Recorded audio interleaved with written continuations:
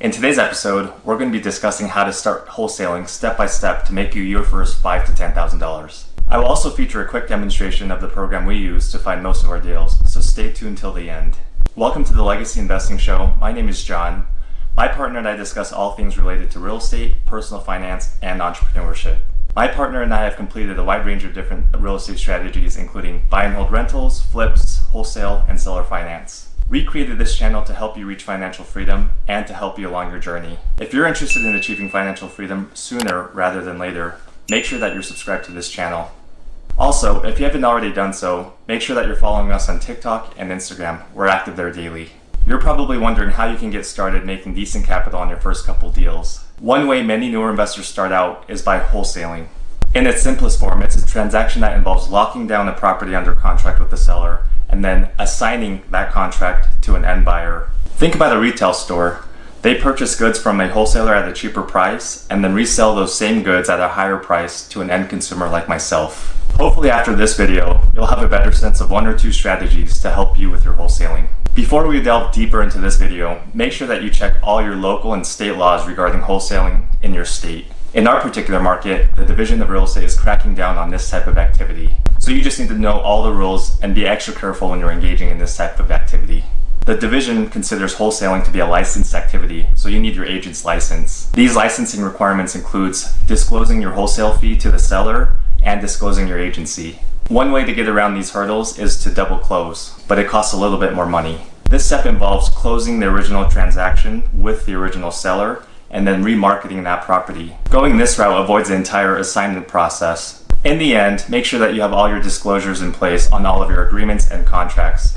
For further information, contact your local real estate attorney for all of the details. At the core of real estate investing is finding great deals, because the better deals you can find, the more profitable you can be. While our core business is not wholesaling, we do use it as a tool and a strategy to pivot at certain moments. We've mentioned numerous times in previous videos that you need to develop and hone all of the tools in your tool belt. There are times when our construction projects are too full with flips or burrs, so it's hard to take on another project. Or there are other times when a particular property doesn't fit our buy box. Wholesaling allows us to assign that property to another buyer that fits their criteria. Now let's get to the step-by-step guide to wholesaling.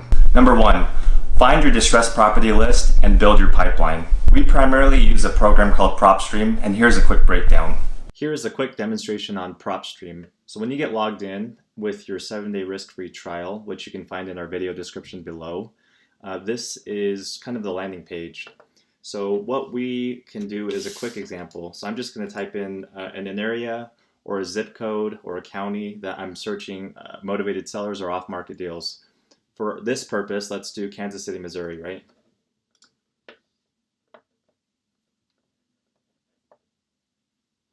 So as you can see, if I did Kansas City, Missouri without any filters, it provides almost 226,000 leads within that market.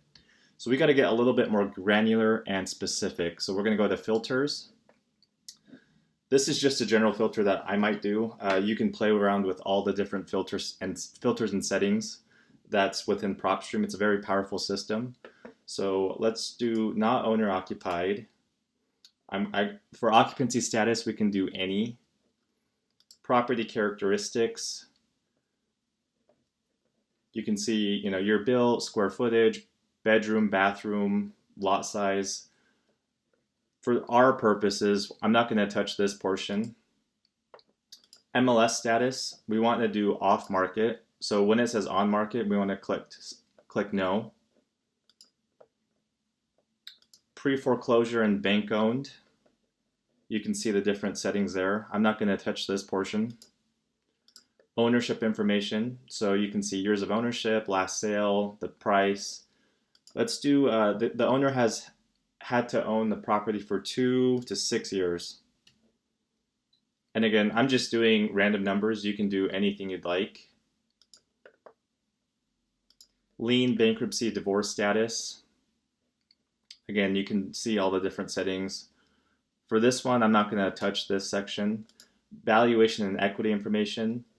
Again, a lot of different settings. For our purposes, let's do the seller or the owner of the property has to have an equity percentage of at least 30% or more.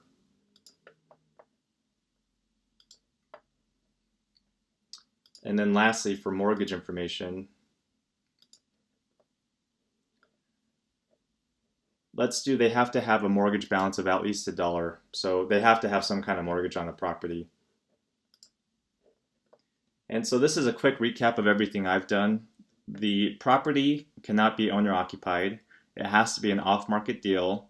The years of ownership has to be between 2 and 6 years. The estimated equity has to be 30% or more, and there has to be an open mortgage balance within Kansas City, Missouri.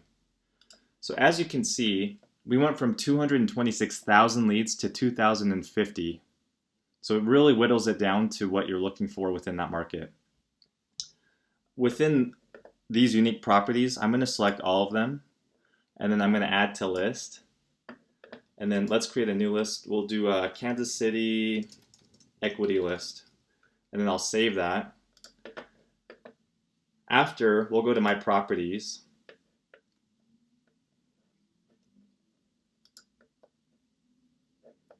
And you'll see that it'll populate all of that exact list that you just had. So you can select it, and then you can export it into an Excel file. But here's where Propstream becomes a little bit more powerful. Just quickly, this screen gives you the address, the city, the owner's name, their mailing information, and the site address, as well as what kind of property type it is. Single family, duplex, townhouse, etc. Along with the square footage, assessed value, the last sale, just a lot of different information. You just got to make sure you filter the correct information to get what you need. And again, all of this is available on county records. This system just consolidates everything within just that one system. So let's say after I pull that, I go to skip tracing, and I want to skip tracing is basically the method of getting the seller's phone number to either text or cold call them. So we'll do that list.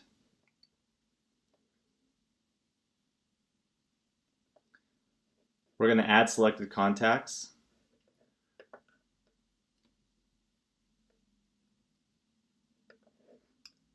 Select all the contacts. And then we're going to click done.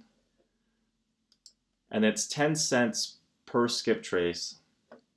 So out of the list that we just got, it'll show us how much money it would be to skip trace that particular list.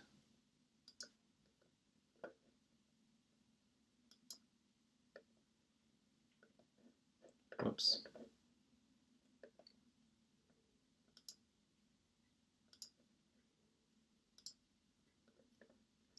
You can see about 379 contacts is about $37.90, so pretty cost effective. So I hope that gives you a quick demonstration of the power of Propstream. You can check out the link below in our description for a free 7-day trial. However, here are some top wholesaling strategies you can use. Driving for dollars. Look for unkempt properties with tall grass and boarded up windows. If you're driving around on the holidays, some properties don't have any holiday decorations up. Those might be targets. Referrals and word of mouth. Make sure that everyone knows what you do and what type of properties you're looking for. The better your reputation is, the more likely that you're going to get deals organically. Cold calling. Skip trace the owners of the distressed properties and create a personal connection. This way tends to be a higher response rate compared to other types of marketing. Postcards. It can be as simple as I buy houses fast with cash. You can also add that you're hassle-free, they don't have to pay any commissions or closing costs, and they can sell as is. Door knocking. It's not the most scalable way, but it creates a personal connection right there on the spot. Bandit signs. However, some cities and local jurisdictions have banned or limited those signs. If you do get cited, you may pay a fine. Just make sure you're not using your personal cell phone and create like a Google Voice. Some ways people get around this is posting the signs on Friday night and then picking those same signs back up on Sunday night. The second step to wholesaling is once a lead or a prospect calls you back, pick up the freaking phone. Build quality relationships with these distressed sellers and get to the root of the problem. There can be many problems, including tired landlords, absentee landlords, divorce, bankruptcy, pre-foreclosure, and the list goes on and on. The third step is pre-qualify your property and your seller. The 4 components are condition, timeline, price, and motivation. The condition. Estimate what kind of repairs are needed, especially know what kind of major CapEx items are going to be required. Timeline, when do they want to sell? Generally, you want to look for a shorter timeline so you can get paid quicker. Motivation, I touched on this earlier, but there's many motivations a seller wants to sell, including divorce, tired landlord, bankruptcy, pre-foreclosure, and the price. How much is the seller willing to let go of the property for? Pro tip, one way we get better deals on our projects is asking this simple question. If we're going to be purchasing this property in as-is condition, and we're going to be covering your repair costs, all of your closing costs, and making this a hassle-free transaction, what's the lowest you can do? The fourth step is due diligence. What's going on with the property? Always make sure you're talking to the decision maker or the owner. The last thing you want to be doing is talking to a family member with no decision-making power. You're just wasting your time. Make sure the property has equity. The program that we use is Propstream, and there's a feature on it that allows you to see the projected equity within that property. Lastly, confirm the ARV or the after repair value. This is the most critical component because it allows you to see what kind of spread you had and the potential profit you can make. The fifth step is analyze the deal. We often use a BiggerPockets wholesale calculator. Here's a quick demonstration below. Keep in mind that in order to use the BP wholesale calculator, you have to be a BiggerPockets Pro member, which is about $390 annually. This is the landing page when you log into the BiggerPockets wholesaling calculator. So just keep in mind, this is part of one of the steps when you're analyzing the property to determine the MAO, the max allowable offer that you can give to the seller, while still being able to make a wholesaling fee or a profit. You can see there's a lot of different fields that you have to enter. For our intents and purposes, we can definitely do a quick sample of what I would do. So let's say we found the property on Propstream or through another lead gen technique, and the property is 15 Main Street.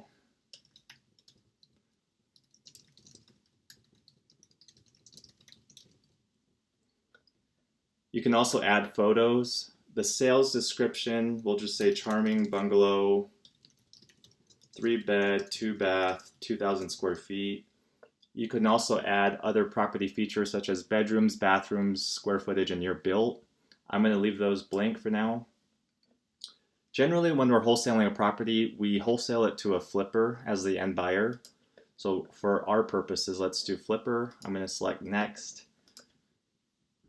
So you should have done your due diligence when you ran your comps. So let's say the after repair value is $300 after it's fixed up and ready to sell on the open market. Our wholesale profit, let's say we want to make $5,000 to $10,000. So let's just do $10,000 for our desired profit. And keep in mind, each of these fields has a description of what you should be inputting. So if you're lost or have questions, you can always just hit these question marks and it'll give you what to put in. Generally, a flipper takes on a little bit more risk because they're managing the project, they're managing contractors, they're putting the rehab money in. So let's say they want to make a little bit more money than what we would from an assignment. So what they want to make $20,000 bare minimum. Estimated repair costs, let's say it's going to take about $35,000 to get to that ARV of $300,000. The purchasing closing costs, so you can also look at the breakdown.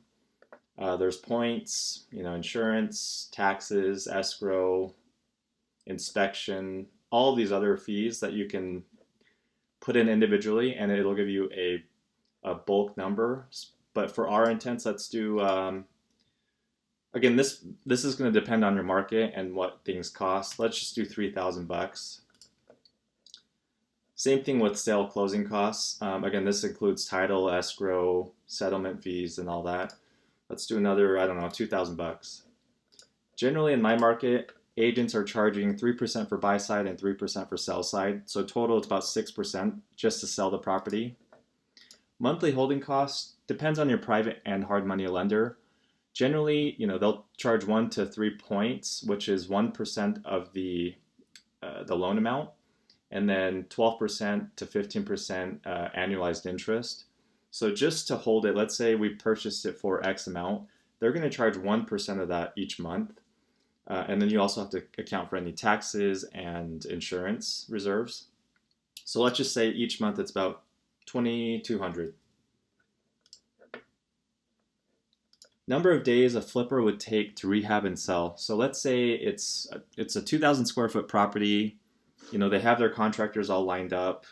they can finish the project in, call it 45 to 60 days, and it might take another month to 2 months to sell it.